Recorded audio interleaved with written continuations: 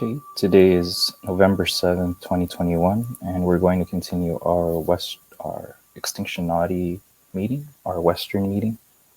And we'll start off with our efforts with the ARG. So the only thing I have is we have a scheduled interview with Derek Jensen on Wednesday. So I'll post that. It's going to be in the afternoon Pacific time, but I'll post it so everyone can make it. But that's it on my end.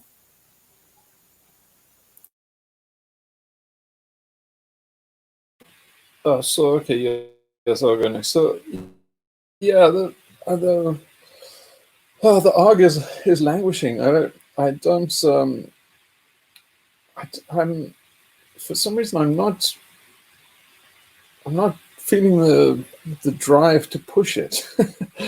But so all the IB stuff and the extinction umbrella is they all kind of seem out to lunch to me now. They in this on this other track, that's just I kind of wonder what the end game is, because there's a disconnect. It's that where we all think and we're all doomers, but then the actions don't match the doom. So I don't know. I just feel again it's just like not the right time. The stars are not really aligned. So I think we just carry on, just preparing and just. What do other people think on that? I mean, I still think there's a lot to do in terms of just prepping people and laying the ground for when people catch up with us. And so I'm doing writing and doing like a did anybody like that comic that I did with Elam Stark? I think I'm making a kind of a running thing out of it, and maybe try and do one a week or something like that. If people, it's a lot of work, but I think it might be nice to just have kind of a base. It might just might get people interested in coming along, and I still think we just do Agrigore building. Because this kind of world-changing stuff is, I just can't quite see what people are trying to get to. I must admit that I'm a little bit flummoxed because I think of collapse as being kind of soon. 5 years, 10 years time frame. When people start talking about 2050, I really think they're being delusional. And when they start talking about 2100, I think, oh, come on. I mean, come on, just pick up a newspaper, just being idiotic. And then 2100 is so remote as, it's just like, it's not even worth talking about. But I think already you're seeing collapse. We're seeing collapse before our eyes. And so we were in collapse, and people are talking about, the civilization could collapse in 10 years or by 2050. So like, dude, you can't see this. We're at the limit of everything. It's collapsed for you, right? So I don't know.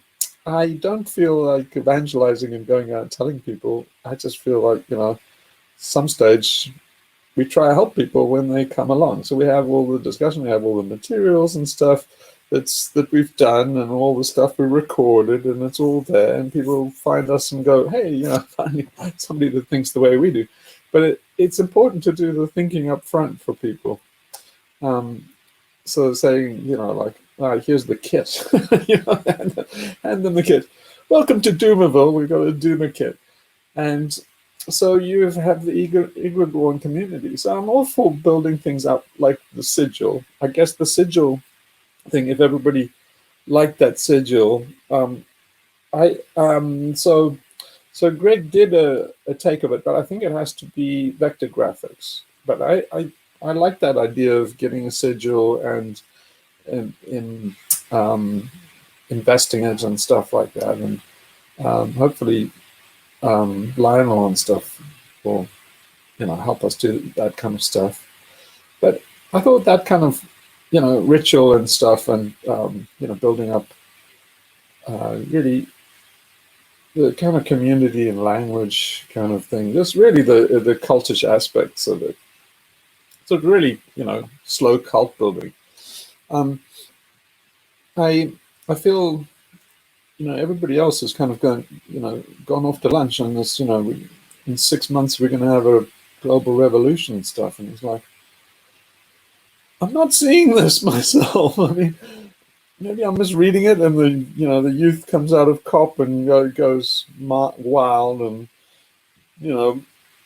the maybe Greta turns into Joan of Arc, and but I think we're a hell of a long way from that.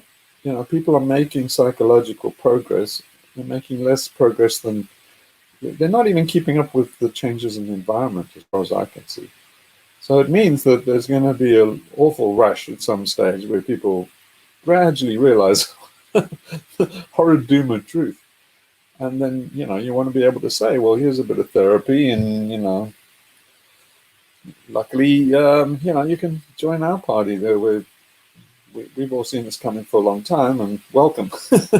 That's the way I see it. I don't see. I mean, if you had a global revolution, you certainly want to, do ecotage and to mass civil disobedience and stuff. But I don't. I think that has to come in its time. It's I don't think we can ferment it or spark it or anything like that. You can just contribute to it like a whole lot of other people. Apart from that,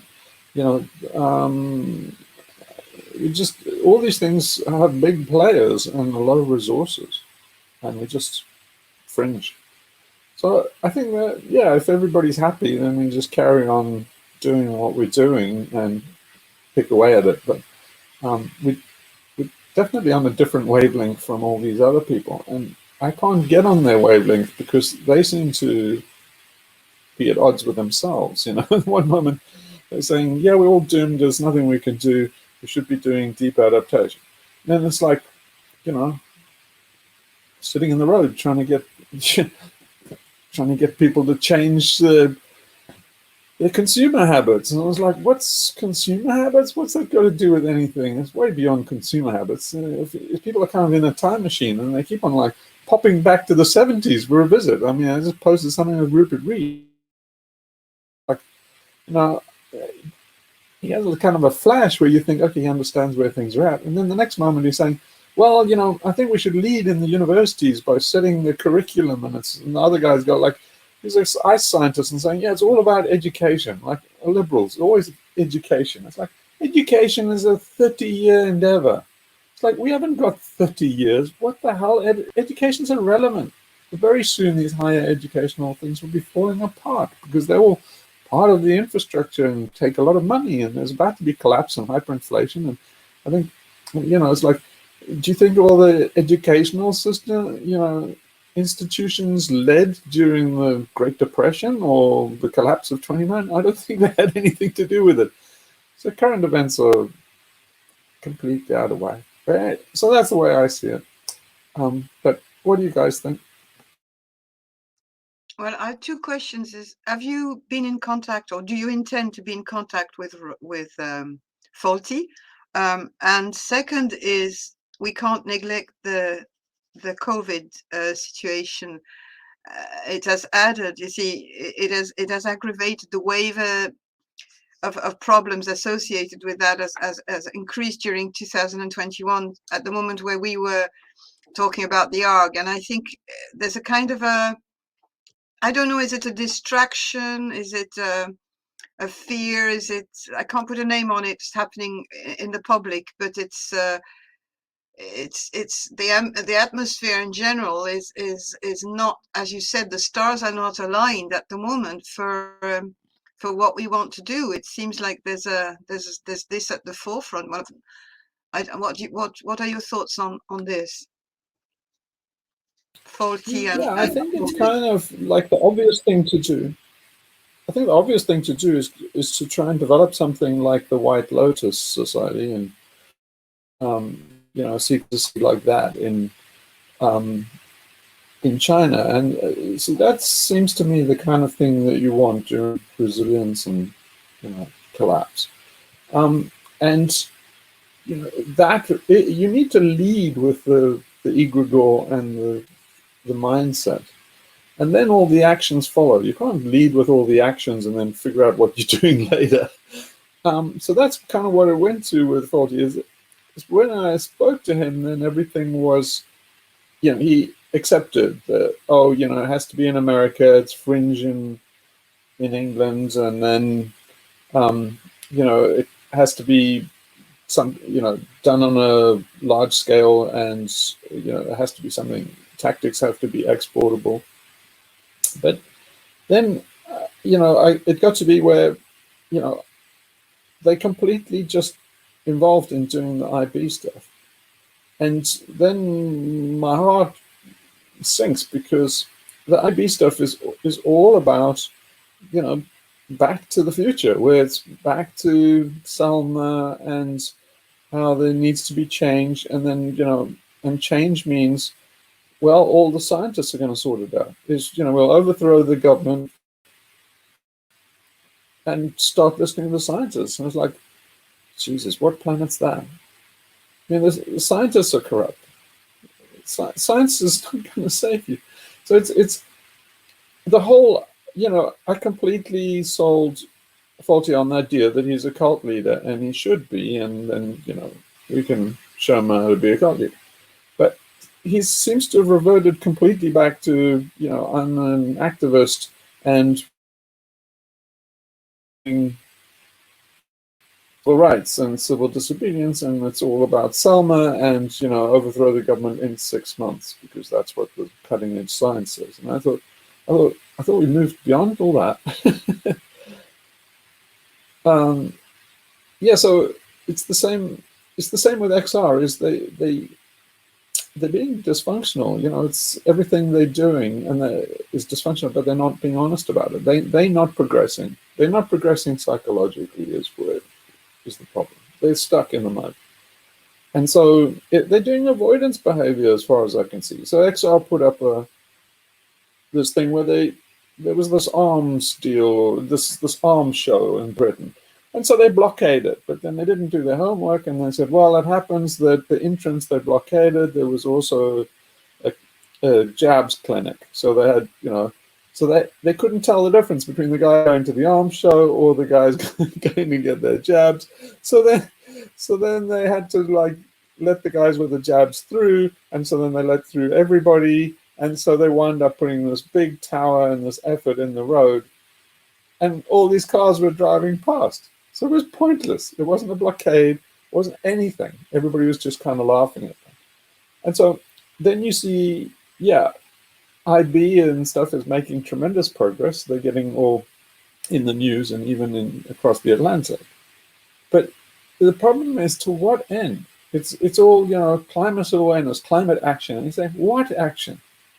No, nobody's moving ahead to saying, it's anybody's action works. It's like, what's your action? Oh, my action is solar panels and wind farms and stuff like that. And they're like, it's too late for all that shit. Then somebody else says, oh, it's nuclear. Then some other, it's geoengineering. And so you're saying, like, well, what's all this activism for? I mean, where's it supposed to wind up? In all these amazing things where, we do all this human agency, and then what? We save this system? We keep this system going? It's like, where do you want to go with this? It's like, if people need to get to the point where they defect from the system. So I think it doesn't work with Faulty, because in a way, he still believes in the system. He's still believing that, you can take over the instruments and institutions and reform them. So these guys fundamentally believe in the system and they reform it.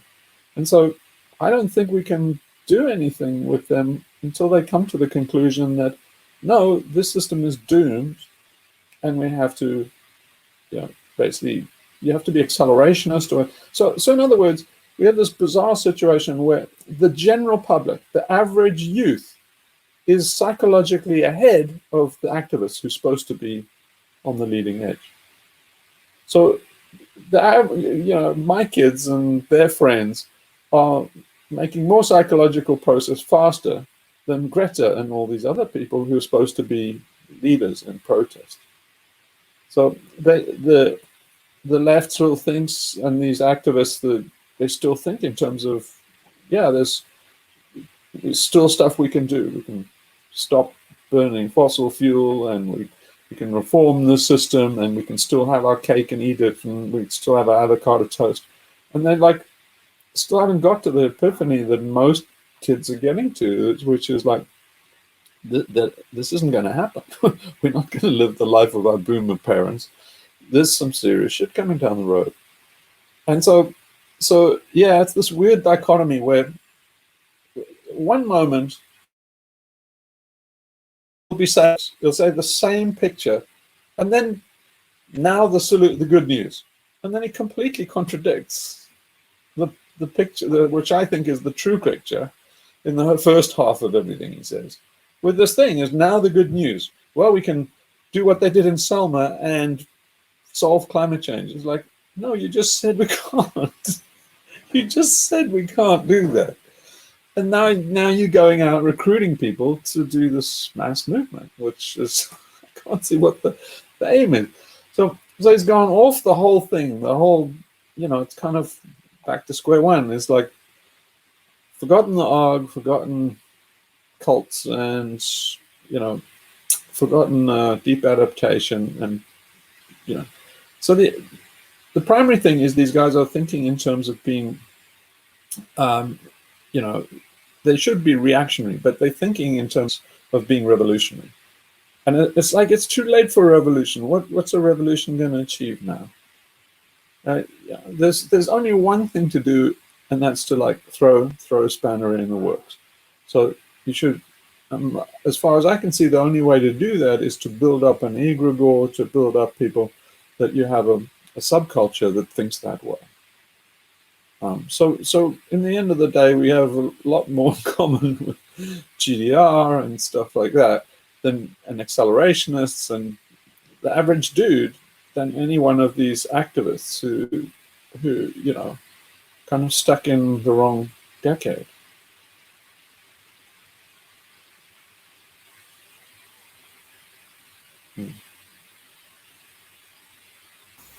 Yeah, so at this point, I agree. It's good to continue the Agrigore. It's just, I think a few months earlier we were looking to Faulty and his group as something that can help progress it, but it sounds like it's diverging now. Or how do you see it? Yeah, I mean, I feel so. He asked for a project plan, and so I did all the project plan as all the project we agreed that that he would do all this thing at the end of COP, then stuff which I can't really divulge, and then that would set things up for mid next year, start in America, and then do it in terms of an ARG or something that translates. So I did all the project planning and stuff, but it just kind of got more and more laborious to move it along. So that's and then you could completely see that IB just takes all the time. So yeah, it's just they're just distracted out to lunch on the thing. So I haven't, at the very least, if we want to carry on down that route, we have to wait till after COP, see what happens, and where they go with XR. But yeah, I mean, all the things. There were a number of things we agreed, and they never materialized. So things like on Reddit and stuff to actually sort out that problem. And so it was absolutely agreed that they would do that. So then they need to do file the complaints. The complaints came back and they said, nah, we can't stop this guy, you know. And so I needed some muscle, you know, but they didn't do it. They just wanted me to do it.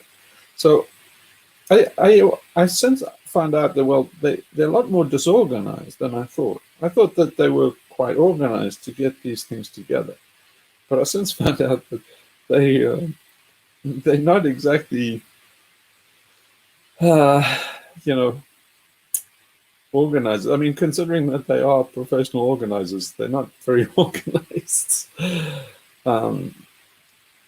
Yeah. So yeah, it's a lot more ad hoc and unprofessional and disorganized than I thought.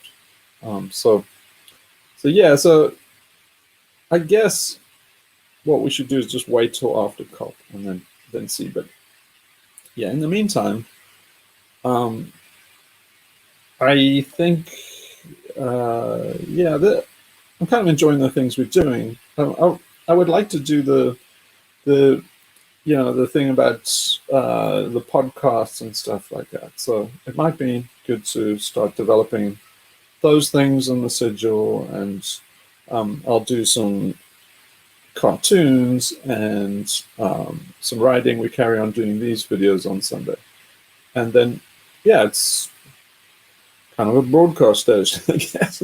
But the whole point in my mind is we're not even at the ARG stage. We're just building up the Agrigore, and eventually, you know, we may get to some place where we say, yeah, okay, there's a critical mass of people that want to do something, and then I would say we start the ARG more formally. But yeah, you have to get something together and get a critical mass first before, you know, people will start devoting time and stuff. So and to do that, you have to be, you know, in the right place at the right times. It's not about leading the charge. You have to serve what people want to do. And at the moment, people just want to crawl under a rock and die, as far as I can tell. They're not thinking in terms of resistance or action. Yeah, but that seems to go with the question that RP has written there about totalitarianism in the West, because at the moment it seems like in the West we're under this kind of tyranny with the COVID thing, and I think people's energy is completely taken up in trying to put up with that, and from different angles. Some people want it to be, you know, to come back to normal, what they call normal. Some people are resisting, some people are, but it seems like there's a diversion, and yeah, your question is, would there be any efforts based on public resistance and demonstration, and with events in Australia will be a blueprint? I think that's at the root of why there is this kind of a reaction from XR too. It's like they have their heads in the sand, and they found this Insulate Britain thing, so they're focusing on that. They're totally dissociated at the moment. There's a dissociation phenomenon going on, and I think it's major. The major drive is this kind of eerie situation with the COVID, and I think that's just when the ARG thing started to change too. You know, when we were going quite full steam ahead, I would say, at some stage, and but it kind of stopped, because at the same time when measures started to come up on the COVID scene. What do you think? Yeah, definitely petered out. So I thought we were going to have a very busy year, you know, and really get launched in, you know, mid next year. But no, it's really petered out because people are not motivated. So yeah, I mean, I think that the things like the demonstrations are avoidance behavior. They're psychological avoidance behavior, because everybody knows they're useless. Everybody knows what they have to do. So it's kind of a way of just avoiding what the necessary thing is. So I think that, you know, you have to go through this period. It's kind of long drawn out, but it's the same behavior as, you know, people that need to study for an exam or something, and they go and tidy their room and they start cleaning stuff and, you know, doing all of that kind of thing because they don't want to get down and study. And so it's the same thing with the public. They know damn well what you have to do, but that's hard and it's dangerous and they're cowardly. And so it's substituting fake action, you know, is a good way of avoiding genuine action. And I think that's what they're doing. They're avoiding genuine action with the thing. But yeah, you can see everybody's got distracted. So you go through these times where, you know, it's kind of like the murmur of the birds. So, you know, what we offer people is a point of attraction. So it's an attractor for people that think the same way. So the way these things go is it's kind of like the murmuring of the birds and stuff, and then they, you know, they come together and they just you know, disperse, and then it oscillates, and then if, you know, it might never achieve anything, or it might reach a critical mass. I mean, people say, yeah, these guys think the right way and are saying the right stuff. But at the moment, we might as well be on a soapbox on a street corner. You see, these times are always necessary because, you know, it's in any, it's really a catalyst for change. What we're doing is a catalyst for change. And in these times for catalysts for change, like big changes on a global scheme, is the guys that actually can see where it's going. They are in the wilderness in these times, while the whole hive organizes itself and mills around, and then still comes to a consensus on what it actually wants. So at the moment, we in this disorganized state as a globe, we know things are not working. We know we're being lied to. We know that gradually people are starting to realize that the situation is a lot worse than we thought. And no one's going to save us. All these rabbit foot solutions, unicorn solutions, and ESG, and all these ephemeral stuff, solar panels and wind farms and stuff. It's, you know, more and more people are starting to get it. This doesn't do it, does it? So we need to get, you know, it just needs time to expire before people say, you know, we're kind of screwed, aren't we? And they say, yeah. And say, what do you do now? And you say, well, start in video number 1 and on my website and go through from there, because we, you know, you can binge offer all the solutions. It's just expounding on them, right? But so yeah, I hope that answers the question. And so just think that basically we just carry on like we are, and just wait for the world to catch up. And because don't forget that it's we here to serve other people. We're not here to get them to serve us. And so a lot of activists are really selfish. They want to save the world for themselves. And I mean, Greta is like, you know, you cost me my future and stuff. And yeah, I don't think that's the way to be. It's like, you know, it's how do you know how they're going to turn out? They're all bigger than all of us and a lot more scary than most people think. So you have to think of yourself more passive and be more in an ambulance role. Start thinking of triage and helping with the bandages. But you know, I think where we're at is we should think more of nursing people when they catch up. Yeah, because I don't see a lot of people providing this service. Everybody seems out to lunch. So, you know, the doomers are all kind of morbid and morose and stirring the doomer turd excessively. They're kind of neurotic. And then the activists are all ADHD and diverting themselves. The guys like Deep Adaptation and Jumperdoll, they're all absolutely descending into narcissism. And so, yeah, it's there are not many people out there just saying like, hey, are there any adults who you can actually get some help from? I'd like to think, say, well, yeah, these people are weird as hell, but at least you might get a bit of sanity. It's yeah. That's the way I see it. If anybody wants to do, you know, I had people to say like, oh no, we want to do something like, you know, break shit. I'm wary of those people. I mean, the people that have said it to me, I know and trust. But if anybody comes to you and says like, this is all too slow, we want real action, real shit, you can bet your ass the estate agent. So, and I don't mean a real estate agent. Anybody that's in a real hurry for this, you're going to regret knowing a person like that. So, yeah, I mean, there is a time to do that. You know, think of it like Schneider in the book on tyranny, right? What's his name? Tim Schneider. Sorry, showed you that.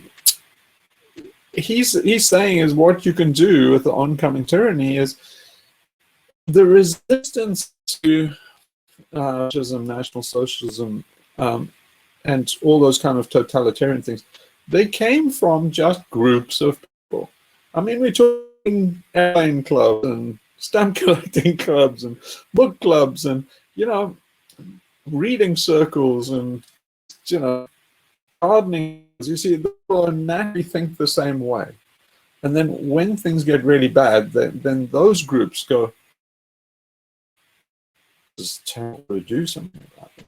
And they know what to do because they've already started from that. You know, whatever they start to realize their lessons in their gardening or their lessons in their hobby, electrics hobby, they know what to do based on that, you see. And so they, you know, they start from that seed.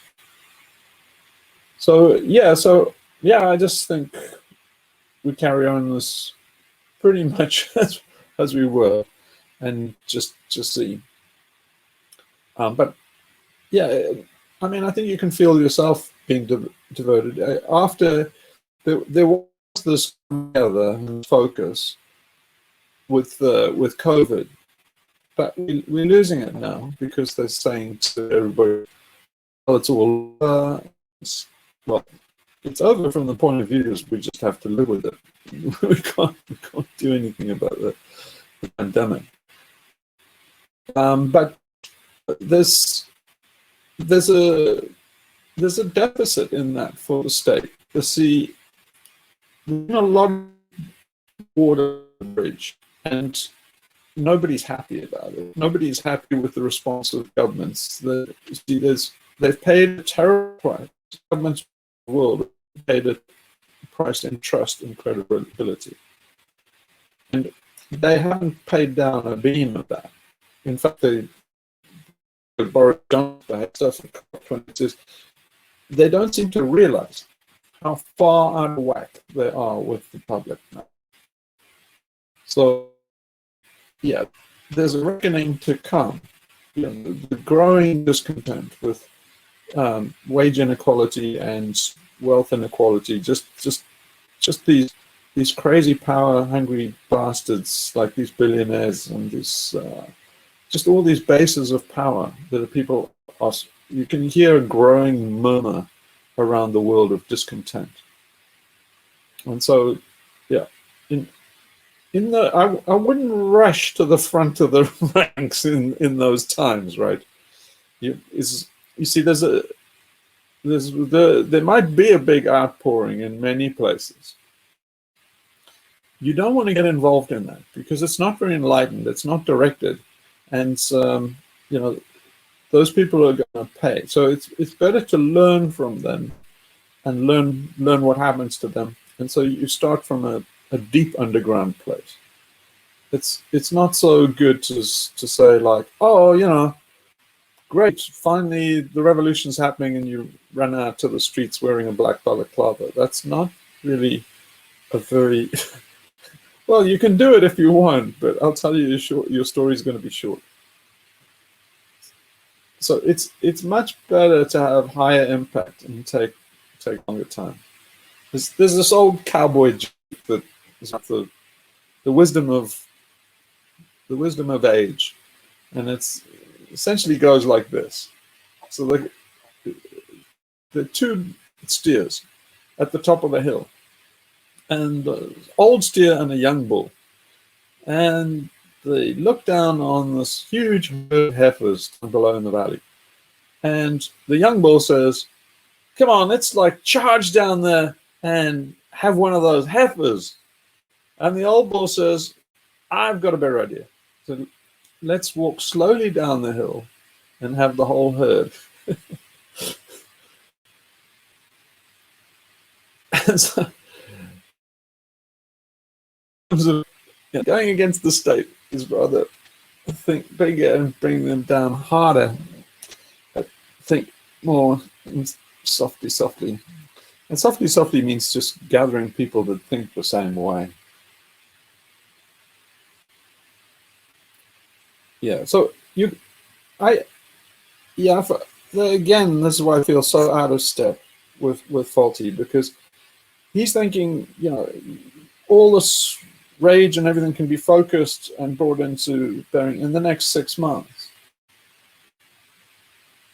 But it takes a long time to incubate this. It's when we're not there, according to my read of the situation. But it's coming. You're going to see stagflation. You're going to see scary shit in the news. You're seeing food shortages and outages in China, supply chain problems, and ongoing pandemic. So it starts to look like the 70s again, where social services start to fall down, and collapse happens that way. People start to get dissipated, and services start to go. Everybody gets pissed off. But in those times, it's amazing how much it helps people to just have a knitting circle, even, where you can just talk about how things are intelligently. That's not, part of the hysterical herd, just, running scared. Yeah. So, okay, that's the way I see it. I hope. Does anybody have a different opinion? No, thank you for that. I think I'm also I'm in the older age group here, and I can completely understand what you're talking about in terms of, even though I feel the impatience now and again. But I think you're absolutely right. I agree with you. I think we need to continue to build and prepare psychologically and prepare ourselves. And that's where we are. And we can't do anything, because if things are not aligned, it won't have any effect, and it will be actually useless to start anything when it's not the right time. Going back to Sun Tzu, you have to, if you want to strike, it has to be fast and at the right time. You just don't just hit in the dark like that, and we're not there yet. Yeah, in the I Ching, this is one of the 60 changes is this one, which we're at, which is what I think a transition or change, something like that. But anyway, the advice there is to just cultivate, prepare, just go your seed, carve your weapon, do your training. You can always work on yourself, you see. So it's the avoid behavior is really an avoidance on confronting the issue and working on yourself. So, working on yourself means, getting wisdom in on the Titanic, basically. Yeah, I'm on the same boat as both of you. Um, at this time, it's best to prepare, do some self developing, and when collapse really hits hard, it's gonna hit people differently wherever you are. That's what I'm learning. There's no one size fits all approach. So wherever you are, wherever you're based, I think it's good to learn the lay of the land for wherever you are, too. Yeah, you see, that is 50% of the battle is flexibility. So I've said it a number of times. Actually, the thing that we were talking about this morning was AI, and I mentioned about psychedelics and that kind of thing. So um, I said we probably shouldn't talk about AI because it was really kind of a brand thing, but the um, that thing that we're discussing about how taking psychedelics puts you in a state of really kind of heightened awareness, but it's really a state of panic or psychosis or um, uh, yeah, that kind of a state is has lots of possibilities for self-development. You can rewire your brain. It makes your brain more fluid, more plastic. It can change more easily. So I don't think that you should be taking psychedelics for a number of reasons. It's kind of like tourism. It's kind of like you don't really get to know a place. You get there by relying on a drug, which is not a good idea because you're dependent on getting to that state with some kind of external agency and the people and stuff where you manage to source all of that, which is probably not good company.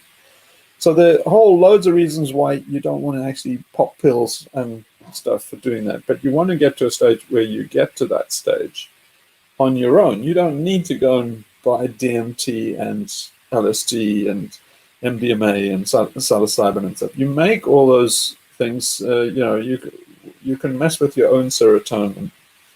So all these things are serotonin reuptake inhibitors and stuff. So you should be working on that of how to use the pharmacological chemistry set in your own brain. I mean, just think about it. If the whole world does go to shit and you get to really hard knocks, like say like the siege of Sarajevo, and you turn into one of those guys, you have to live in in a situation like that. Well, it's going to be really hard to source your LSD or whatever you were using for your enlightenment. So you shouldn't be borrowing enlightenment that way. It's kind of fake. It's kind of like saying, I'm superhuman when I have my spinach, but like it's like, yeah, but you're not. Without your spinach, you're a weakling. So rather concentrate on building up your muscle rather than telling everybody else spinach is wonderful. And so that means avoid all these things like psychedelics, but try to get to those states. So one of the points of a cult and one of the points of a group is you can get to that state of panic or psychosis or something is actually a very fine state of fine energy, they would often call it sattva. So that sattva is also peace. Actually, you ride it and surf the wave. It really is not panic. It's panic in terms of the mechanisms of your neurophysiology, but it's not panic in terms of actually the experience. In fact, like an LSD trip, it's not always a bad LSD trip. You would have an LSD trip that was, people think is fantastic. It's ecstatic. So yeah, it's doing I think something like a 1/3 of trips on ayahuasca or LSD acid or something are really bad trips. And I guess it's probably the same when you're doing these kind of exercises on your own, but they all come in various waves. So it's not like one episode or something is completely, oh, that was good or that was bad. It has good and bad parts, and you're kind of elevating the dose. So you can, there's a video, I think I posted it on XMed, of this guy just talking about, they're starting to do genuine research into psychedelics and stuff, trying to make it scientific. And he's looking at, kind of categorizing. If you have 10 milligrams or 15 milligrams, or what, depending on the dose, all the stuff that happens, which is a good way to go. It's basically, these are, if you're a neurologist, it's telling you these are the possible states that your brain is going through, and you can find out reasons why. You can save yourself quite a lot of trouble by going and looking at shamanic things and Hindus and all these gurus, because they know all this stuff already. So they're doing a lot of this stuff in a Western reductionist way that is already described by things. You can say, well, what are the doses? And they translate to chakra and things like that. Somebody actually asked me on one of the videos, because I mentioned the thing about the octave. So the octave was, he wanted to know more about that. And I said, well, I just inherited that from my cult. And it was because it came from Gurdjieff. Gurdjieff got it from Marcellus Ficino and the Neoplatonists, that were around the De Medicis and Michelangelo and Botticelli, all those Da Vinci, all of those guys. They were in this kind of secret cult, right? It was a secret cult. And if you look at the Primavera and stuff, it's all codes to tell people, all those guys. You can look at the letters of Marsilio Ficino and that they published, but I mean it's secret knowledge. But they got all this stuff from Pythagoras, and so Pythagoras, we think of him as and discovering the secret to the octave, but it's much older, much older than Pythagoras, and they thought much more, not just sound. You see, where they're coming from is, they're thinking of these states, like 10 micrograms of LSD, they're thinking of as a sound vibration. They're thinking it's all vibrations of the universe. So they're thinking of, chakras and sound vibrations. And so then it was natural for Pythagoras on this kind of way of thinking that, this would be a kind of vibrational level that you would feel as, like 10 milligrams of LSD. And so then they would say that's the first chakra. Then there are various different states that you can now, as a reductionist neurologist studying LSD, you can go and categorize and say, well, people see these kind of illusions, they see, or they have the phenomena that is associated with each one of those vibrational states. So it's kind of an analogy in a way. Pythagoras was certainly not right that if you play do, re, mi, or some, if you get a middle C, that's genuine vibration at like 96 hertz or whatever. It's like, it's definitely not that, but it's an analogy, just saying, like, you could say colors are, when I'm feeling blue or purple, now I'm really angry, I'm seeing red. So you're using the frequencies of colors to describe moods and states of mind, and it's kind of like that. But you see, what people don't realize, and especially in our culture, is, and with personal development, is people think, well, there's personal development because there's so many self-help gurus and people that say, like, no, you haven't quite got the right idea. The self-development, most people and life coaches and all of this, they're all just in that octave model. They're just in the first three, do, re, mi. So they never get over me. And even I mentioned before that the me is kind of almost a joke, because it's narcissistic, it's egotistical, it is all about me. And most of those self-help gurus and stuff, the internet is groaning with all these guys trying to give people help. But it's itself how to become me, is how to get from do, re, and mi. So re is kind of, timorous, kind of trembling. You can almost hear, could fall back to do again, or do sounds kind of dumb, like in do vigil. And so most people can see, well, you might be troubled and come get to Ray, start to think, well, I'm changing, and then, you know, resolve into, say, me, now me. And people are doing all of these things which are narcissistic. So a lot of the thing, I think, in terms of the trans community, if you mention trans community, then people say, oh, you don't understand trans. Well, fuck you. I understand trans better than a lot of trans people. So what they're doing is they trying to resolve into do, re, mi. And so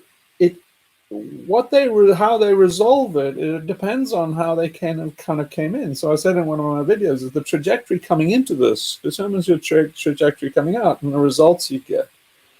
So it was just like Bob Marley says, you can't sow like yams and expect to reap corn. So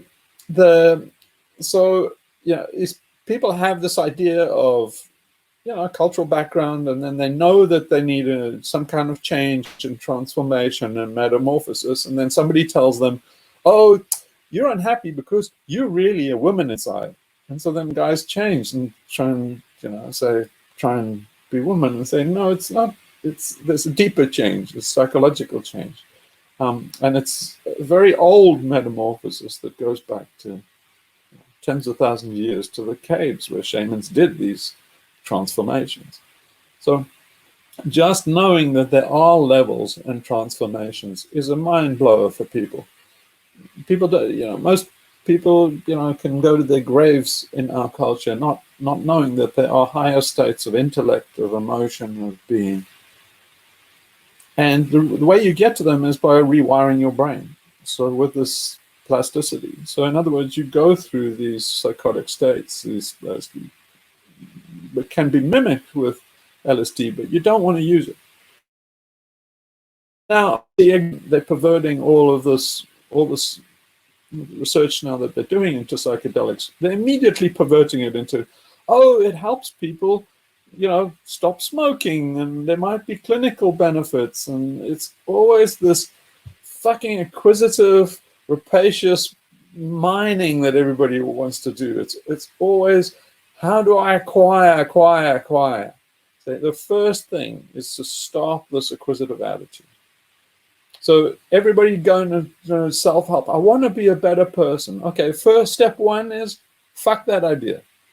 Fuck the idea that there is a better person, that higher states are more desirable. You can go through your entire life as an ox or an ape. It doesn't matter. The universe doesn't require you to be enlightened. There are no prizes here, okay? So it's like, be an idiot. You're allowed to be a fucking idiot your whole life and die. That's the choice of millions, billions, in fact. Just so you only do it if you have a need. If you're compelled not to do that, then you make the journey. But it's like you don't really have to go from A to B. A and B are exactly the same. So this idea of, I need to acquire a higher consciousness, I need to be perfect. It's like, look, arsehole, you're a chimp. You're a fucking glorified chimp. In fact, you're a chimp with 150 genes knocked out. Chimps have a lot more going for them than we do. Okay, so we're kind of a knockdown version of a chimp. Okay, so tell me what a perfect chimp is. What's a perfect chimp? It's like, I don't know what a perfect chimp is. It's like, you point out and go to the zoo, tell me, oh, that one, Coco, that's a perfect chimp there. That's a class A perfect chimp there. So why? That chimp has a halo? It's like, what the fuck are you talking about? No such thing as a perfect chimp. What would it even mean to be perfect as a human being? It's like, you never sin. It's like, what does that even mean? It's like, you just being good to one person could mean you're depriving somebody else. It means you can't get into a zero-sum game. As soon as you go down to the shops and buy something, you've engaged in a zero-sum game and you fucked somebody over. So it's like, the thought that, Jesus is perfect. Why? He's a fucking idiot. He goes down to, the mustard tree. He dams a mustard tree. The tree's out of season. He dams it for not bringing fruit. Why would you expect the tree to have fruit in the off season? And why would you make it wither? just because it's like psychotic. Jesus is not perfect. Get over it. So it's like, get over all these ideas. There's perfection. There's enlightenment. There's something you have to be other than you are. That you have to require stuff. It's like these are the source of all our misery. And so the best step forward you can make is like shedding all of those, rather than gaining more delusions. Anyway, I just snuck that in there because somebody asked about the octave, but I can go into it in a hell of a lot more detail if you want. We can go over the Primavera if you really want to get punished. But you see, I think that this is a good way to spend the time on the Titanic. You see, if you take the analogy of the Titanic, and it's a really good one, we're not in the, before we hit the iceberg. Look, guys, we hit the iceberg. We hit the iceberg. We're at the point where the Titanic is going to sink. The guys on the bridge have already done the maths. They've worked out how quickly these compartments fill up, and they worked out, oops, this baby's going down. So if the guys in the and then all the leadership posts and the power positions, if you're struggling to work out why they're behaving like they are, it's like they know something you don't, and that is they know this ship is going down. So that's the first thing. So once you're there, then it's like, how do you behave on the fucking Titanic? Well, it's kind of miserable at first because you wander around looking in all the cabins and you go, well, in Jem Bendel's cabin, they're all like lighting candles and preparing phenobarbital, and you think, oh, I don't think I'm going to go in this group. It's a little bit creepy, all singing Kumbaya and everything. Is like, I'll miss that cabin. You go into like Fulty's cabin, he's like, well, we're going to insulate this cabin. It's going to be waterproof, so we'll be fine. It's like, really? You're going to insulate a cabin on the Titanic and you think you're going to be fine? I don't think you're going to make that cabin waterproof. And even if you did, how does that stop you when the Titanic goes down? You're probably in a worse situation because you prolong the suffering by being in a waterproof cabin. So you go to each one of these, you go to some different cabin. These guys are hedonists. They're going to party till they drop. And it's like each one of these things, you go like, pick your cabin. How do you want to go down on the Titanic? Well, I tell you, from my personal preference, I'd rather find the wise people that are going over the stories of putting it all together, sense-making guys. Then, sense-making is the big phrase now. So it's guys sitting, doing kind of what we're doing and saying, in the end times, you have a requiem, you have a memorial, and that means, understanding what happened to this civilization, what happened to this hominid that's ran rampant all over the planet, killed it, and now is going to go extinct. It's like, adding meaning to that story. It takes people telling stories. It takes people discussing it. It takes people dredging up stuff, having insights from the past, a little bit of grief, a little bit of joy, a little bit of fun. But that's the way you want to go down on the Titanic. All these other people are kind of green. They're kind of unripe. And they'll never get to a point where you want to get to a point where the Titanic goes down and you're okay with it. Because, it's kind of like a day well spent, the end of the show. So that's my philosophy. And so you have to forgive all these people that aren't, what I consider personally pretty bad movies. They're pretty bad movies to get into. So in other words, we're all on the Titanic, but you get the chance to make your own ending. Right? It's in one of those computer games where you make your own ending. And even if we're totally wrong and, the aliens come down and save us, or I'm completely fucked up about AI and it solves all our problems and makes abundance, and so, boy, was Hugh ever fucking wrong. And then even if that happens, you're still really in the same position, because, you know, we're all individuals and you all have to face your death. We're not going to become immortal, even if you go into the transhuman sub on Reddit and see all those crazy fucks. They're not going to become immortal. They're just a very, very sad, sick bunch. And so you see a guy there. I saw a guy with 19. He says, "Am I born too early? Will I just miss the cutoff for immortality?" It's like, oh, you poor dumb fuck. It's like this guy really thinks we're going to achieve immortality by 2100 or something, and he's just going to be too old. You know, it'd be like, oh, I'm old or I die. And it's like, wow, if I could only have been born 10 years later, I would have achieved immortality. But there goes the ship without me.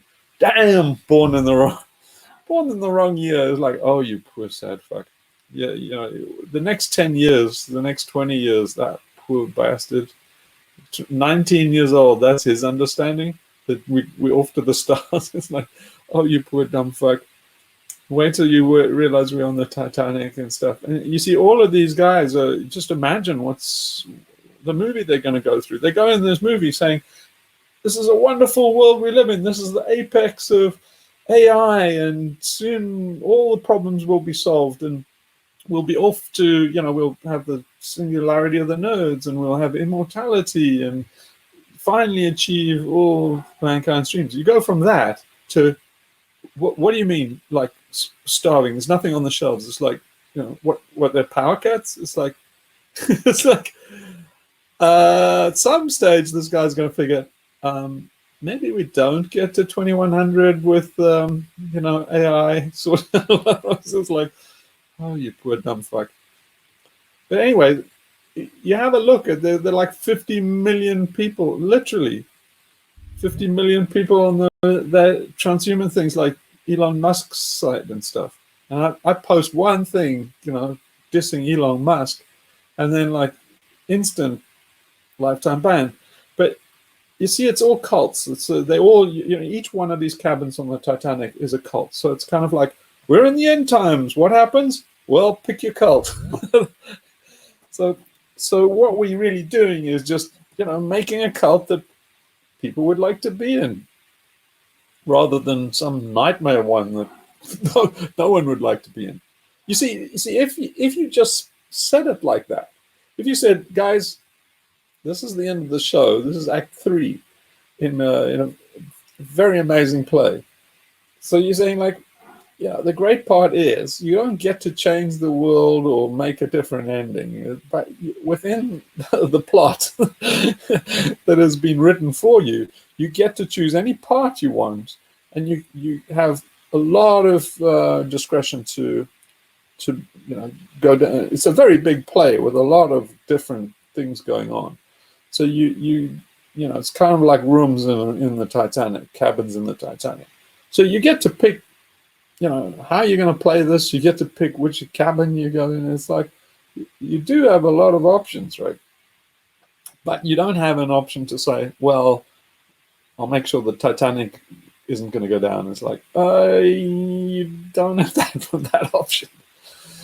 Now, you can easily find a cabin where people are like, right, guys. In fact, you'll find whole decks of people going like, right, what we got to do is, we've got to stop, and we know what it is. The scientists have told us that there's a big leak in the Titanic, so we have to go and plug the leak and stuff. And you're saying, like, well, I don't want to spend time with these idiots.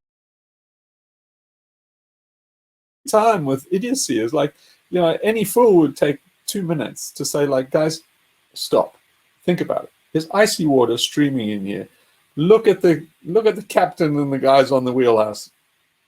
You just look at their body language and their posture and their actions and what they're saying. You know we're fucked. Okay, so forget how we're going to rally and change the situation. It's like, that ain't going to happen. Start thinking. How do you want this movie to end? What cabin do you want to be in? How are you going to play it from here? Now, you know, just that is doing people a lot of favor. You're doing people tremendous favor just laying out the truth of our situation, right?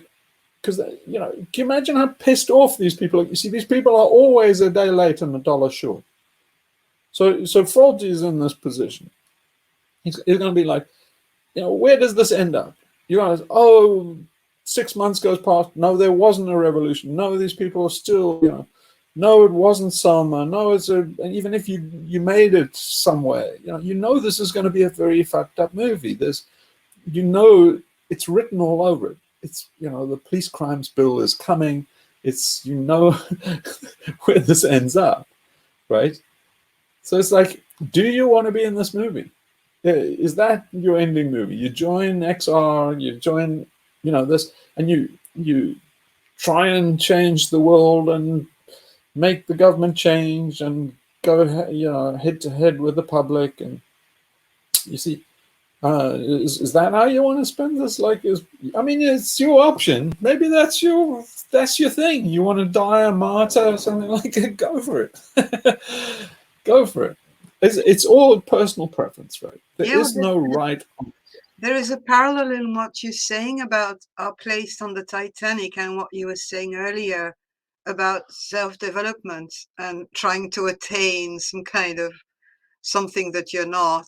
I think there is parallel in the two paths, and yeah, that's what I was thinking. I can actually see that very clearly, with people who are trying to do this, trying to attain another, to follow another internet person who's going to tell them, it's the same intellectual and the same psychological path, I think, that you're talking about. Yeah, the thing that costs people a lot of time is denial of their situation. But if they didn't deny the situation, they didn't waste all this time, and they were honest about it and brave and faced it, then they have the option to go and look at what other people have done. So it's like this planet has been really populated by a lot of smart people. So it's, you're not the first one to be faced with this. You're kind of like the 100th billionth person to be faced with these things, but everybody takes them like this is the very first time anybody said it. Was like, no, it isn't. And if you go and have a look, then once you admit the situation, then you can go and have a look at other people. And when you have a look at how other people tell it, you find that all your assumptions are about how this all pans out are wrong. And you can find that a lot of people will tell you that their best time, the best time of their life is in hospice. So you don't have long in hospice, but you have the best quality time of life. And so my way of thinking is that you want to be on those kind of tracks. So the best quality of life. So it grieved me a lot when people kind of distracted doing stuff, and the thing that really makes my heart ache is people just doing busy shit. They're doing weird busy shit that's like thinking that it's stuff I have to do, and it's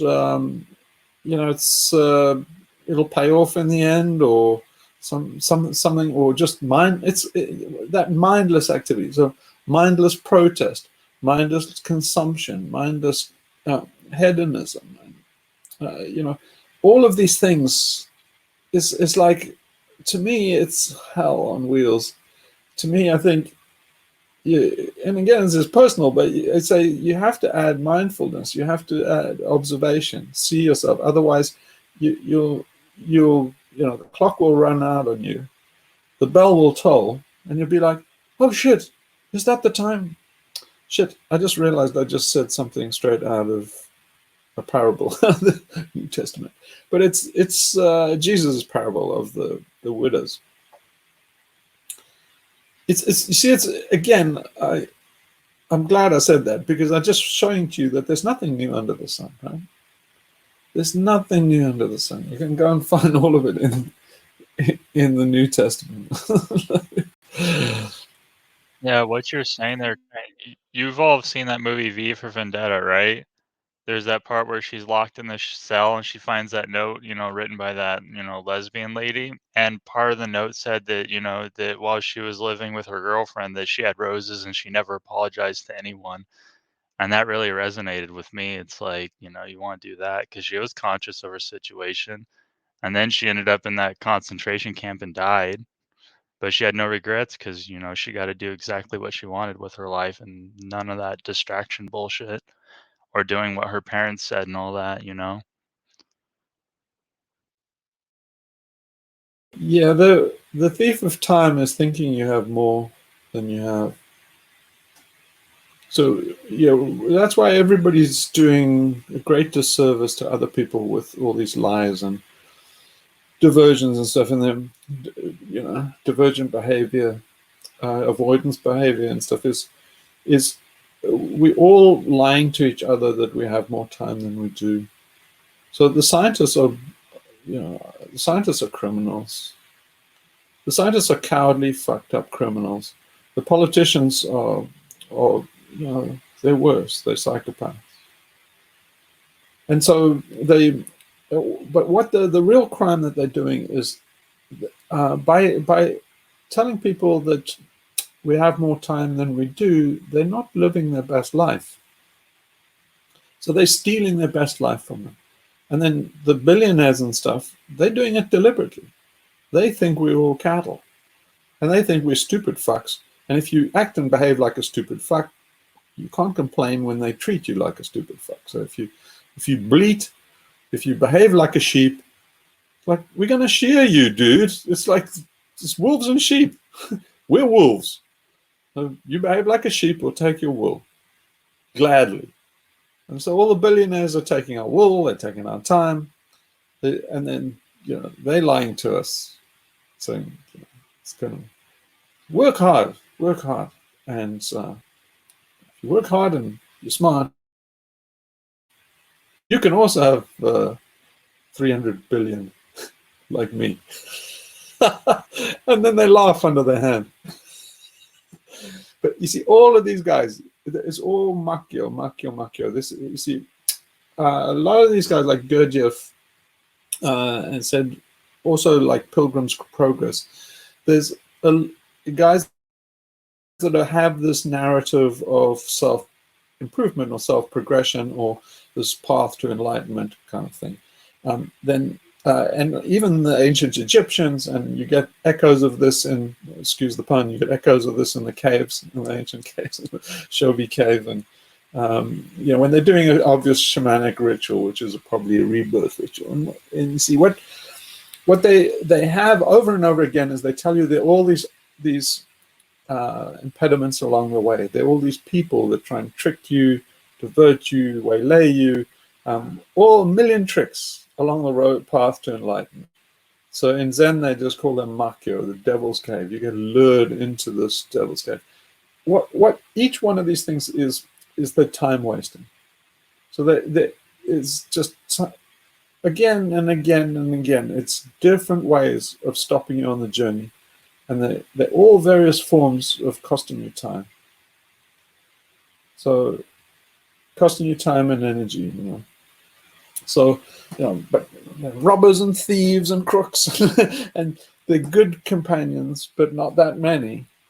So but at the end of the day, you cannot rely on anybody. You have to be your own guru on that path. If you take that path seriously, as well, if you like that narrative and you like that story that you're on a path to enlightenment, which is, I'll tell you right now, spoiler alert, if you're on that path, when you get to enlightenment, you'll realize you either were already enlightened or there was no such thing as enlightenment. But anyway, you have to go through this journey to discover that. And so I highly recommend you do. But even if I told you the result, and it's not disappointing, it's good to know. But that idea of having these agents of helpers, paracletes and things like that, and having these demons that delay you. Mostly demons, mostly are malevolent, kind of like trolls at the bridge. answer these questions 3. What is your favorite color? It's like, everybody thinks, well, I have to answer correctly with the favorite color. And so like, no, the guy's just trying to waste your time. See, it's like, I will give you the answers to the universe. Study physics. And it's like, I will tell you the secrets of the atom. And then, it's like you go and do advanced physics. You spend 7 years and you're like $200,000 in the hole. And you say, there you are. You know everything about it. It's like, I know fuck all. I know fuck all about the universe. And I'm 200,000 down and 7 years of my prime years wasted in a fucking university. It's like, aha, but you didn't make any progress. Haha, goodbye.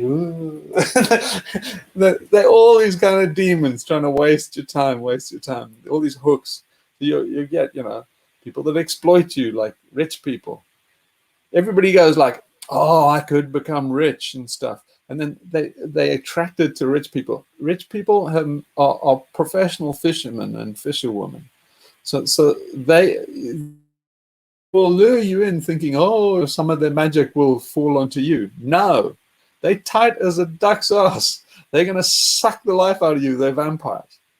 So they're all these characters along the road, vampires, and and then these religious people that tell you all this nice stuff, and then there's the guys who give you drugs, and the bliss merchants, and gurus that make you feel good and stuff. And you can spend years and years and years. And then it's like, whoa, that's expensive progress, because you didn't go very far on the journey. You wasted a lot of time and money, a lot of time, energy, and money. And so, yeah. So what I'm saying is, A, you first know that that's the story. You can't blame anybody. They don't know the story. They didn't even know this was what it was all about. They fed some bullshit on the very first demon that they arrived. The very first demon that gets you is somebody early in your childhood, probably a school teacher, who fills your head with rocks. But basically, it's something school teachers and all those, especially kindergarten teachers, they might think that they're all the salt of the earth and they're helping the children and stuff. And yeah, but what they're really doing, and they might get to see it if they're really astute. But they're doing what we used to do when we were kids, and we used to have to go on these hikes. We have to spend a week at the end of every year going on these hikes and camping and stuff in the mountains. And there was a favorite trick we'd do is basically put rocks in other people's backpack. So it's a good thing to do because it keeps you on your toes. It's a way of elevating your attention. But it's basically it's an art, because you can't put too many rocks in, because the guy will figure out that somebody's put rocks in his pack, and so then he'll take them out and find out who did it. But if you get it really right, he doesn't know that you put rocks in his pack. He just has a difficult time.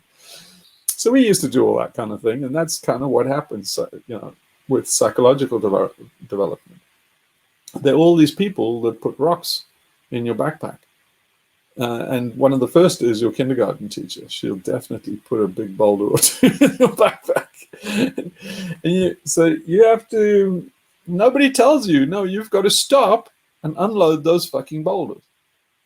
And so stopping and unloading those boulders is, don't do it on an acid trip. You need to go on an acid trip, but one you create in your own head, right? You need to get rid of the boulders. So that another way of describing it, these are obstacles. So these are nexuses or neuroses or what complexes in Freud's things, but we've got all these complexes, and that's the makya. That is really the demons that waylay you. It's not always people that you meet on the road of life. They're internal. Well, see, what the people on the road of life do is they're stuck in an idea in your head, and it's kind of like, say, here, have a rock. And you go, oh, thank you. I really value this person, so I'm going to cherish this rock, and I'll stick it in the backpack. And you're like, oh, no. Oh, you know what you're saying there reminds me of a part in Moby Dick where he talks about how Ahab thought that putting like the head of these two whales on his ship would balance it better or whatever. And then Ishmael in the book talked about how balancing the two heads of like Locke and then Hobbes or whatever on the ship makes it hard for it to go over the sea. And the sea is a metaphor for like the universe and consciousness and stuff. And so it's really good. So like Ishmael said, yeah, it burdens the ship down and makes it not sail very good. Yeah, but you see, the important thing there is that they're whales' heads, right? So that they think everybody, you see, like, if you look at physics, physics is in a crisis. So, it's in a crisis because people argue that if it's in a crisis or not, but it's in a crisis because they got as far as they can go. They kind of, as we're talking about AI, they're searching this problem space of what is the universe, and they've got to local minima, premature optimization. So a small peak, where obviously they're at the end of this peak, and now they can see, oh fuck, we climbed the wrong mountain. There's Everest is still somewhere off, and we don't know how to get to Everest. So it was physics today, just as we get to the end of all these institutions, they're probably closing down in the next 10 years or so, because they would be unfundable when the world starts collapsing. So we kind of got to the end of physics, and it's a very like meh thing. But the reason why we got to this local optima and not to a bigger one like Everest is because of all these whales. You get, all these guys like Einstein and Darwin and Feynman and Murray Gell-Mann and Ed Witten and Dirac and, all these big names, these big whales. That's then people, idolize, and they become obstacles to any further progress. So they give the illusion of progress. Like Einstein will say, gravity is not a force, it's curved space-time. Well, it's like, oh, really? So when I put a weight on a spring, I can see that spring is under a bit of force. So fuck off, Einstein. But anyway, you can't say that because Einstein's a genius. What, are you better than Einstein? And so these whales basically weigh us down. So, Hobbes and Locke are classics of what weighed us down. The Enlightenment thinkers, and they weighed us down with this idea of progress. So that's Macchio say, take this path. This is a shortcut. And you're like, oh, when you take that path, you find you're in the brambles. So that's where we've been. Science, physics has gone into the brambles after making such fabulous progress when they, with Baconian method and empiricism, goes and winds up, bogged down in this quagmire of where we are today. String theory is just quagmire. And so, nothing really fits or works and stuff. And so, like you say, it was large part of the problem is these big whales that weigh us down. And getting past them is ditching them, psychologically saying, diminish them. Stop worshipping all these stupid people. Yeah, you gotta cut them loose. And then, work shit out for yourself. There you go, beyond guru. But you see, what's going on is, okay, if you take this kind of enlightenment or epiphany, this psychotic experience that you can build up to by, messing with your own dopamine levels and DMT and stuff like that. Your internal own neurotransmitters, not store-bought. See, building up, the way you that up, I mentioned that, occult and stuff gives you fine energy or sattva. Another way of saying it is it means that you don't have impediments to almost having an epileptic fit. So the model is the current model for an epileptic fit, I think is still current, but it's basically that you overload your brain, that there's too much electricity, everything's too wired up. And so there's not enough inhibition on, it's like everything is lit up instead of just salient parts. And so then, that's not a bad analogy, I don't think. But you say that is a desirable state. now we consider it a pathology, and people don't like that. You know, that because you're a slave, and epilepsy then stops you being a good slave. So, but it used to be called a divine disease, and you know, people like the halo and the early parts coming on to the grand mal seizure where they pass out. So what's happening and getting so I'm saying is you want to get to that. You want to have an epileptic fit. You don't want to stay this little chimp that you are now is suboptimal. So I'm saying you do want to get to this eupsychotic or epileptic state. But see, how you get there is by slowly, you know, working through these domains. It's kind of like an Ising spin model. So you have all these domains of thought, and they don't agree with each other. And that's it. It's protection in it because you don't have an epileptic fit and you're a good slave. But it makes you incredibly stupid because you're going from like one domain to another. And in those domains, you're completely oblivious to the other domains. And they very often, they're contradictory.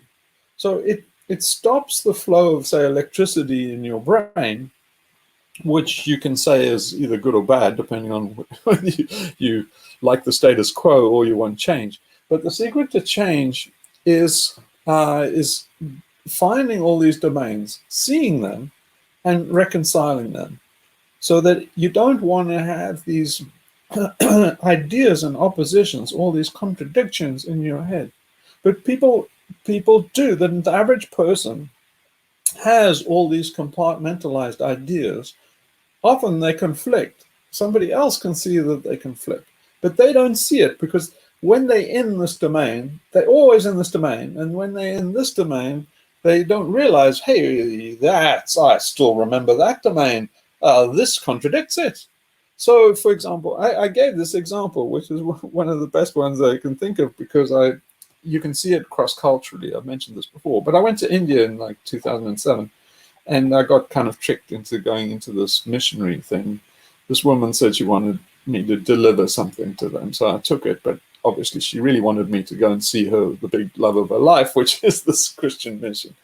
So anyway, it was a very, very interesting experience, and I went to this Christian mission. But I told you before, I was having this conversation with all these women. They're complete apocalyptic doomers. And so we're having tea, and they're having this, you know, this conversation saying, yeah, this is definitely the end times. You can see the apocalypse coming, the rapture's coming, and they all agree. You know, they're like 12 of them, and they're like, yeah. You can see this is the end times. It has everything just like it says in the Bible. Yeah, but we're prepared. We're ready for the rapture. We're ready to see Jesus and stuff like that. So I said, how long is it going to take? Oh, we're in like 3 years. We're on the short haul, you could see, and they all nod shadily. And then the conversation goes on, and not 5 minutes later, then we get on to geopolitics, and we start talking about India. Now, if you've been to India, you'll find that most Indians are very, very patriotic. And so anything about India, whoa, the huge pride.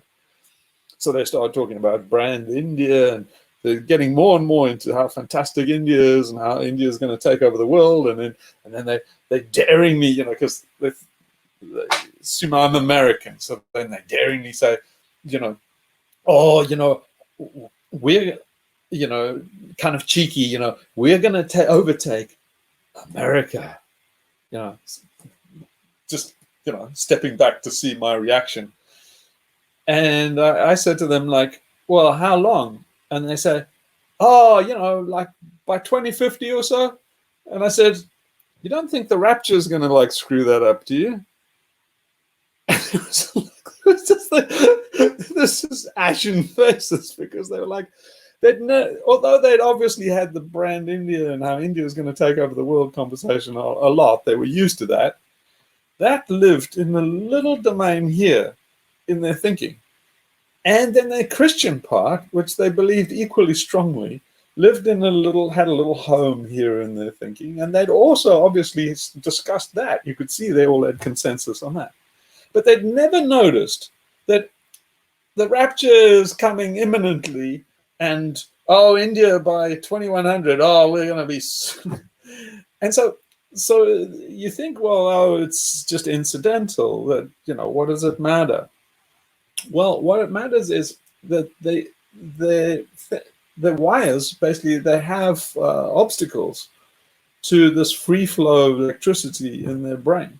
So if you take this idea and you point out, a guru would point out this conflict, and what, you know, Freud would say it's a neurosis. I'm taking a very simple thing, which is just an idea, like Brand India and Christian rapture. But Freud would tell you, you know, there's different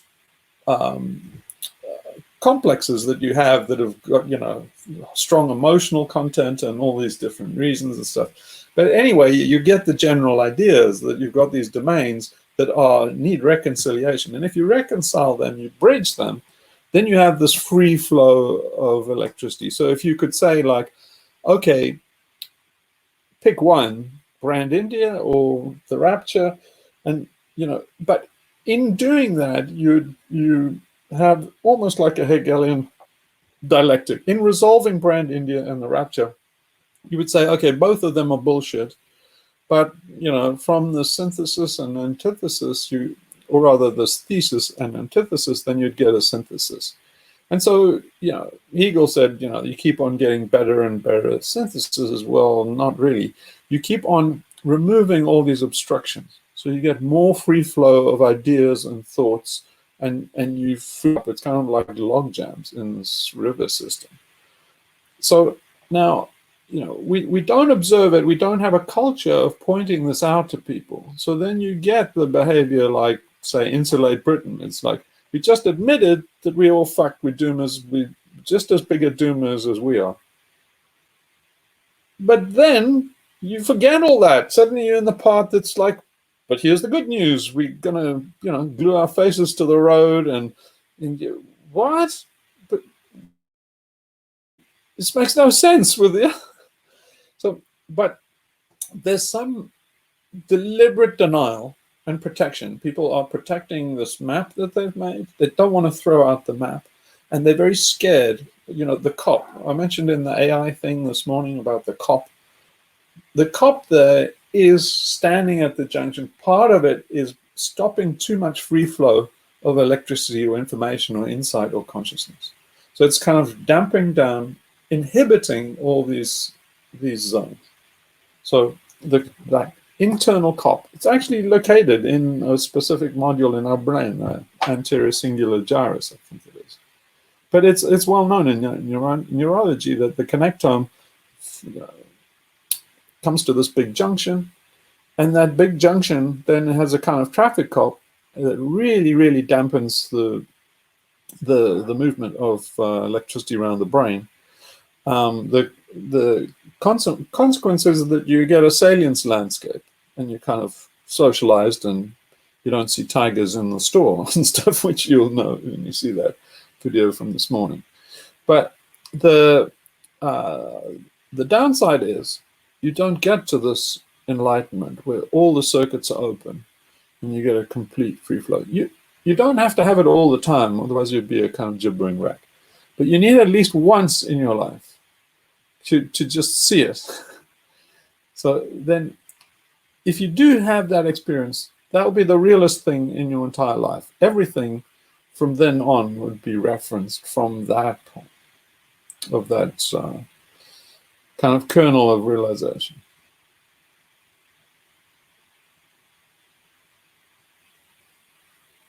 I hope that's useful. I just chucked that in because somebody asked about the octave and stuff. Thank you. But anyway, in terms of what to do, there's a hell of a lot of work on yourself. You see, there's a lot of potential for makya outside in the big world, but you can't be too solipsistic and just work on yourself. You ought to get involved with the rest of the world, because you see, ultimately you're channeling the consciousness of the universe. So if you get stuck in your own head, that doesn't work either.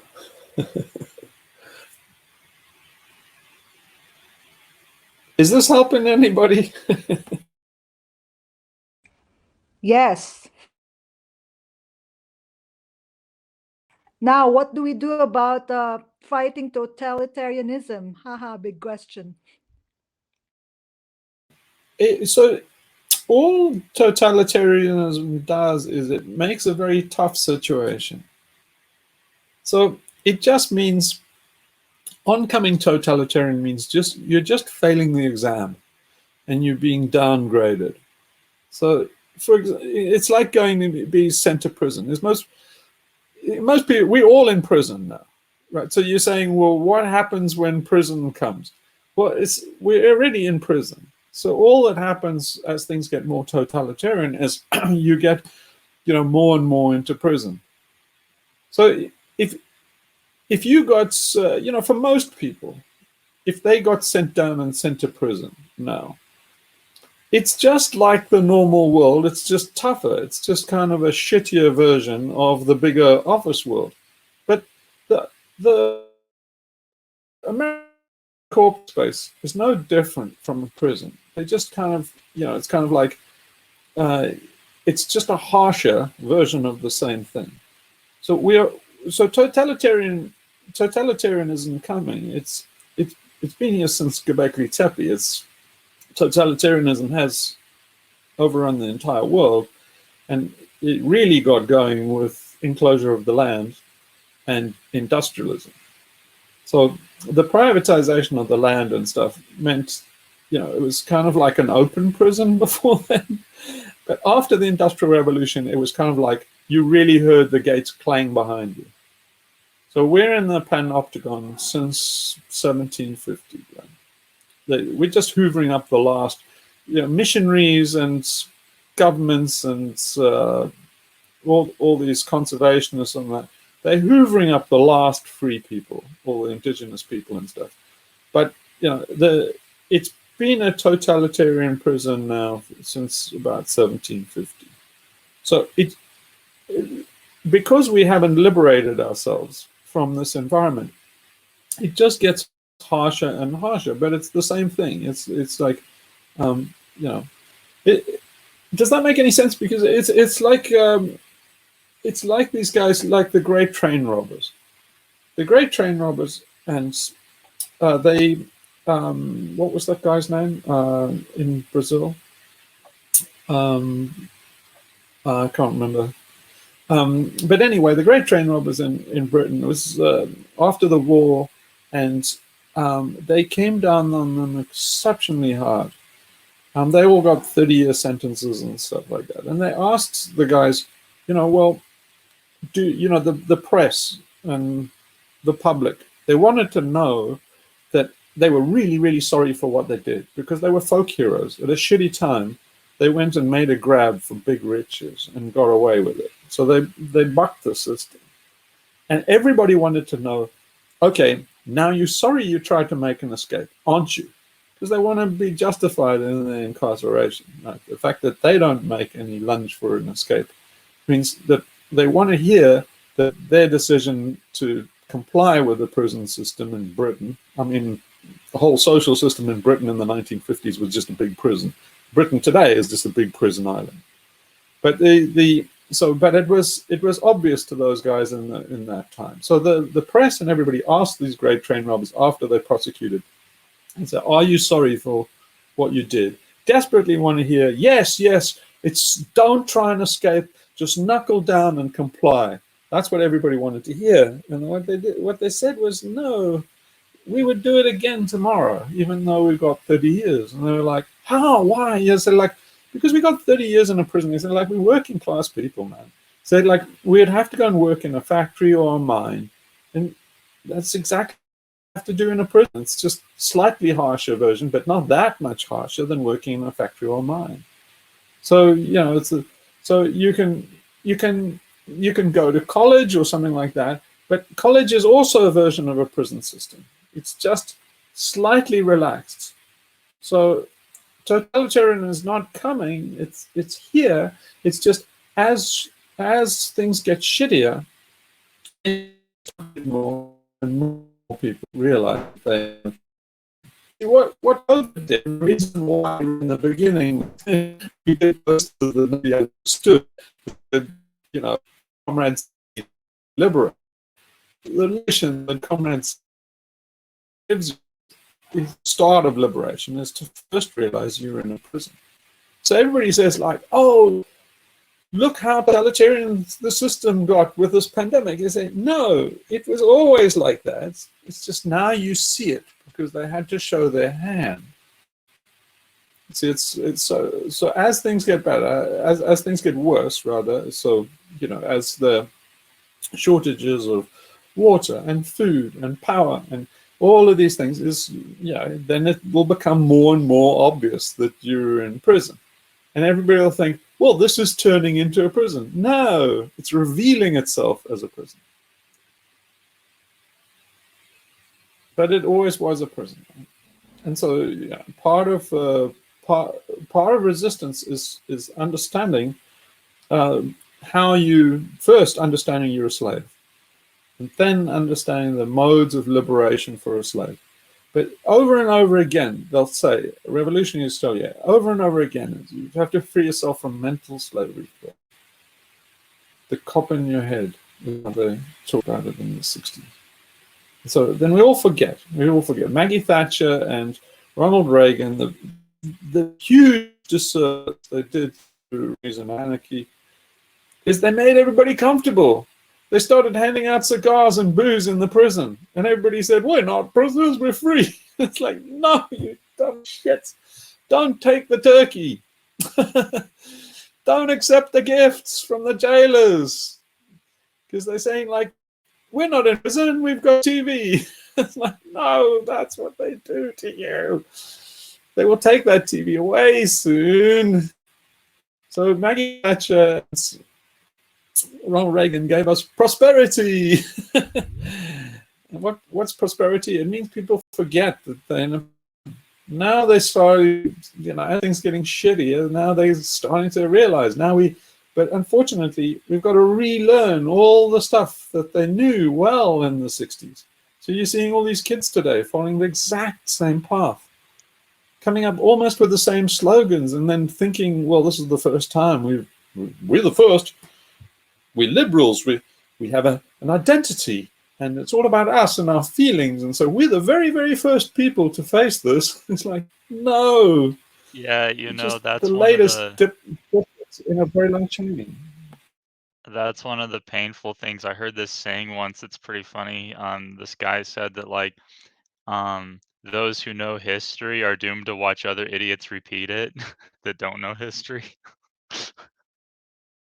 Well, I have in front of me the Discourse of Voluntary Servitude by Etienne de la Boétie, which is was written in the end of 16th century, and we had to study it in school actually because it was one of those things in France on the curriculum. And I mean, this was 500 years ago, and it's saying exactly what we're saying about the prison.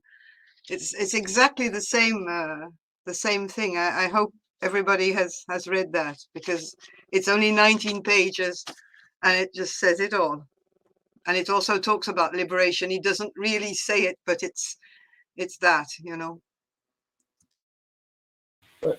Yeah, so the really dangerous thing about totalitarianism is and keep on over and over again, but this cannot be said enough, is how bad does this get? Well, it gets bad. Yeah, the big cleanup. The final act of these is they burn the house to the ground in spite. That's the guys that manage to higher than be anything other than the head of the plantation.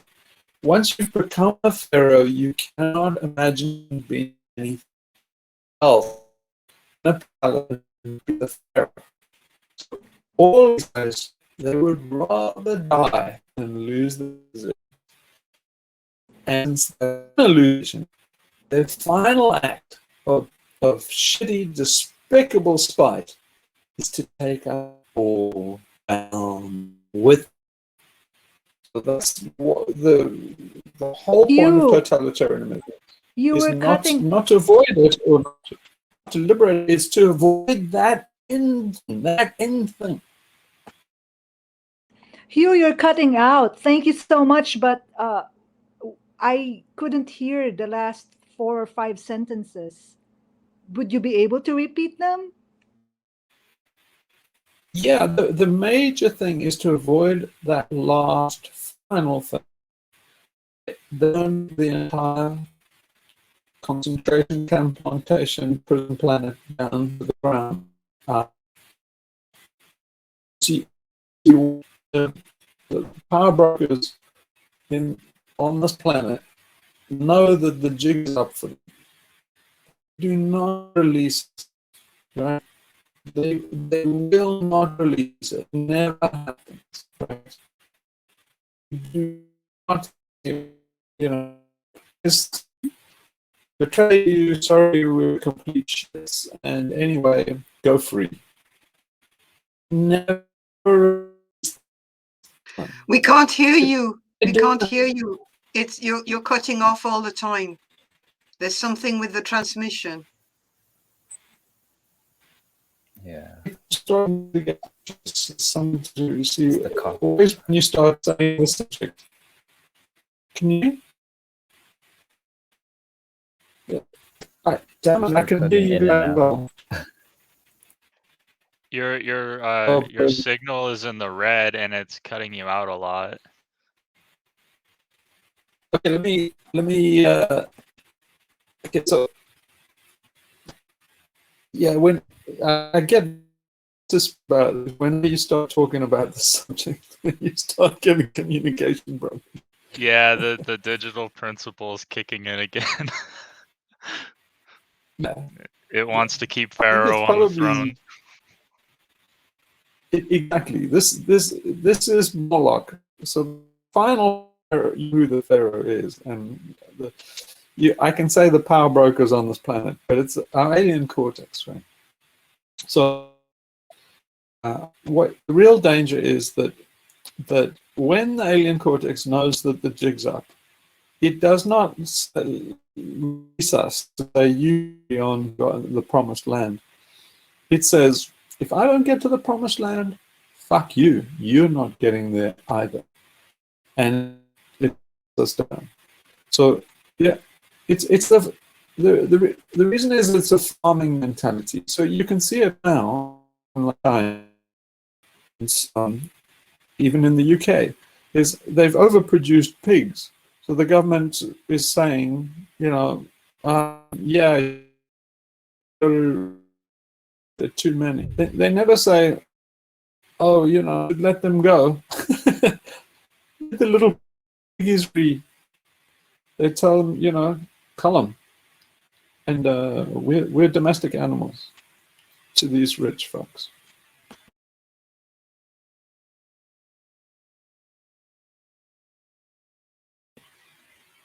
Did you hear that? Or Yeah, I heard that. Yeah. Did anyone else?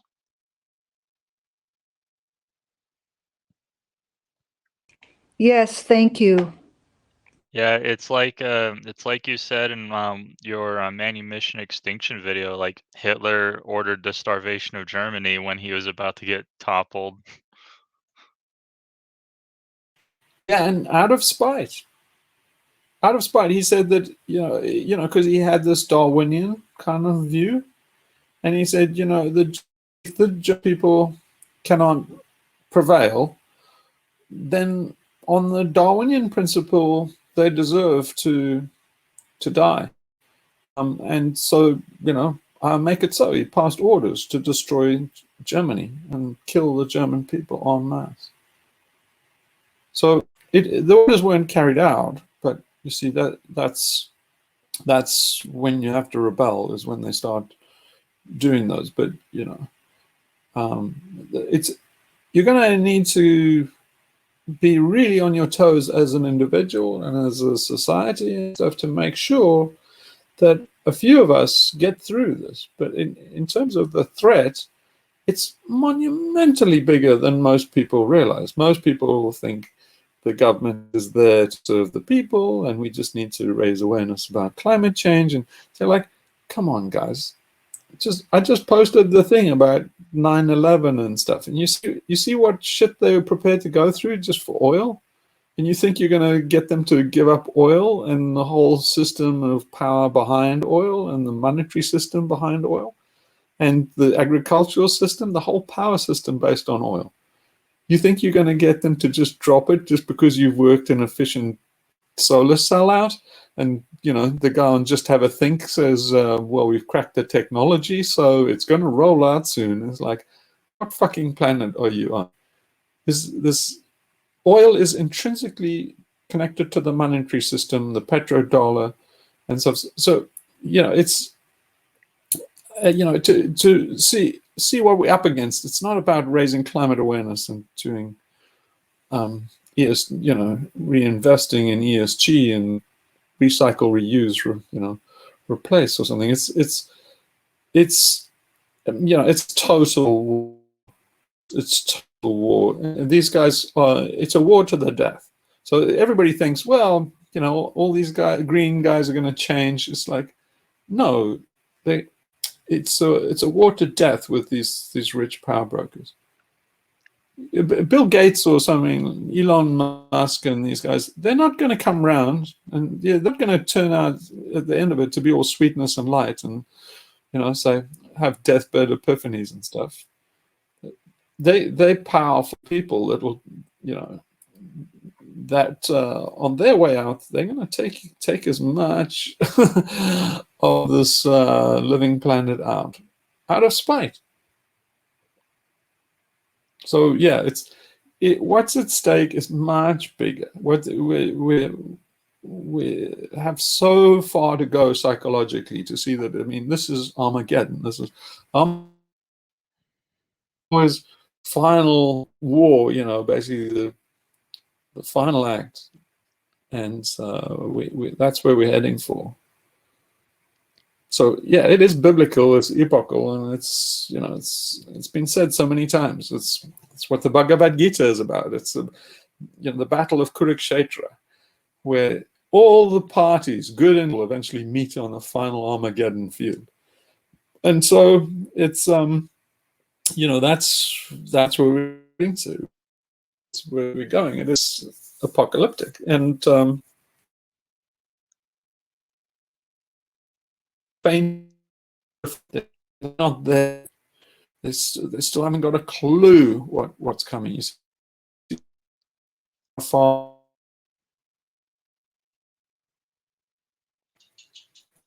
So anyway.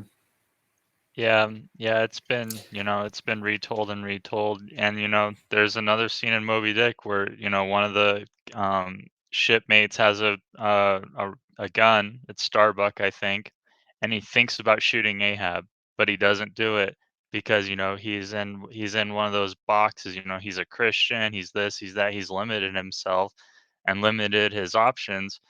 And so the voyage goes on. Ahab's monomaniacal insanity continues, and he takes the whole ship down.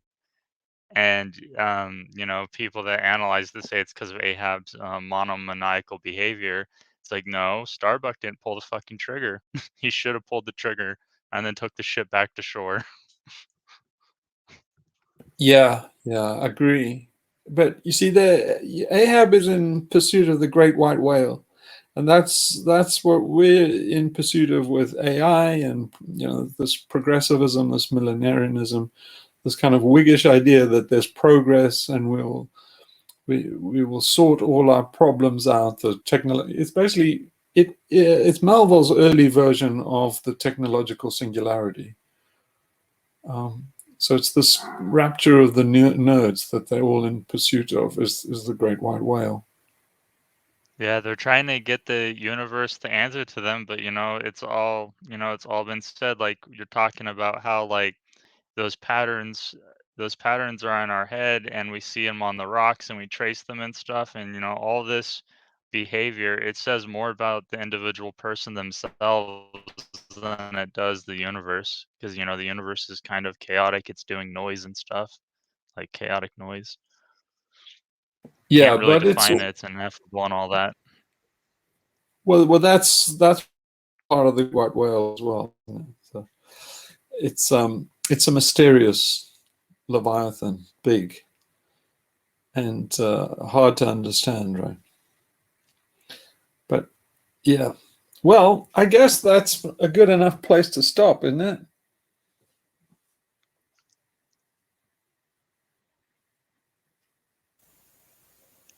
Oh, I wonder Unless if anybody's mentioning got. I wonder if mentioning something I know about the Jungle Book will help. So, you know how you said like the alien cortex inverts, substitutes, and all that? So, I've actually read the Jungle Book and its sequel a long time ago. And it doesn't turn out to be like the movie at all. So, you know, in the movie, Mowgli's this little kid. He never grows up. He's kind of a spoiled brat. And he goes to the slave plantation, right? He gets domesticated. But in the books, he actually grows up into, you know, a full-grown man. He's a hunter-gatherer, you know, he has the senses of a wolf and all that. And he does go to the man village, but he figures out the man village is bullshit and it's killing his animal friends. And so Mowgli brings his wolf pack and the herds over. He trample, you know, they trample the village. He burns the crops and he saves the few people in the village that were nice to him. And of course, in the village, or in Oh, that man really? village, yeah, he burns the fucker down. It's exactly the story of Orion and Sirius, right? So he saves the few people that were nice to him, and of course, in that, well, it's a settlement. It's not a village, right? So they're doing agriculture and all that. So it's a settlement, and there's a strong man there, and he's lording over everybody and giving them the rules. And Mowgli sees these rules are stupid, and then he figures out that the the camp is hurting, you know, his animal friends, and so he brings fire, he brings, you know, his the jungle over and they burn the fucking camp to the ground. Yeah. It's really yeah, And Disney totally Disney yeah, inverted that one. Disney would not touch that with fire. Yeah. Or with a 100-foot pole. Yeah, that's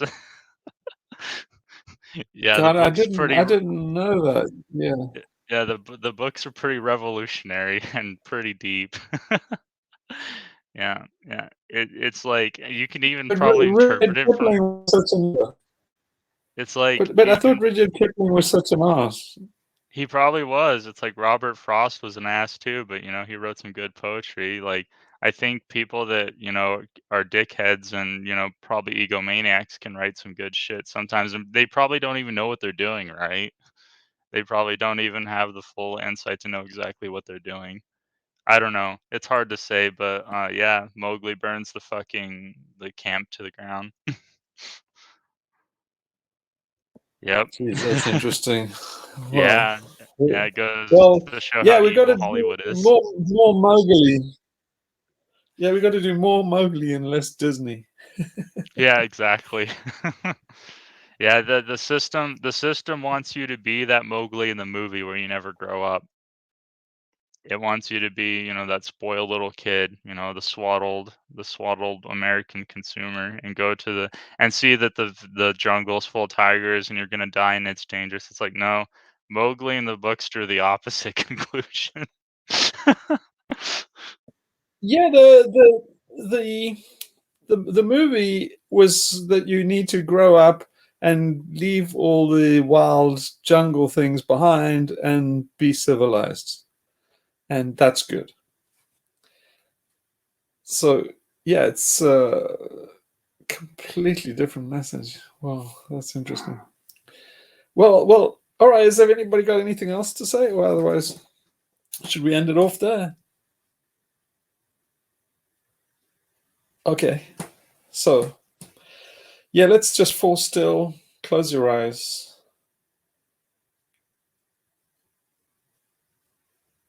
Part of the exercise of actually removing those obstacles, those nexuses of contradiction and psychological complexes in your brain, is not only reflecting on what you think, but also just falling still and observing, and that's doing this exercise. So coming to your senses, falling still.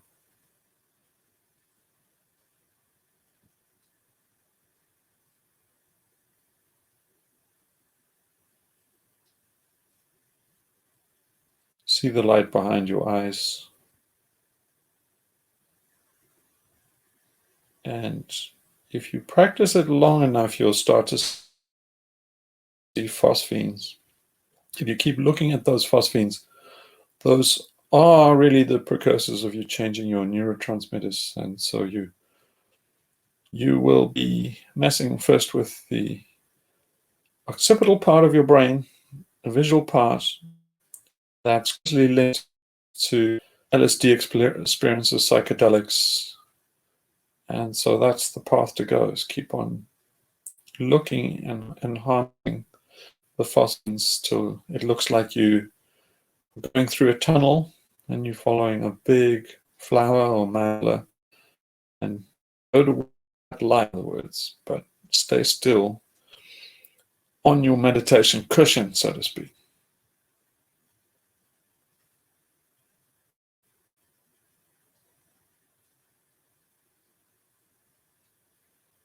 Om Paramane. Okay, everyone. Sorry about the connection problems. Thank you so much, Hugh, and everybody. Thank you, everyone. Thank you all. And just I'll post a comic on Tuesday. All right. Okay. Bye, everyone. All right. Bye.